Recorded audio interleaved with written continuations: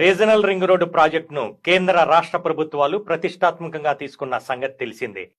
Hyderabad outer ring road game changer అయితే regional ring road super game changer అని ప్రభుత్వ పెద్దలు చెప్తున్నారు.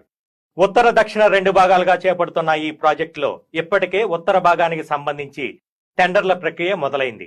ఇక రీజనల్ రింగ్ రోడ్డు చుట్టూ రీజనల్ రింగ్ రైల్ నిర్మించాలని రేవంత్ సర్కార్ భావిస్తోంది.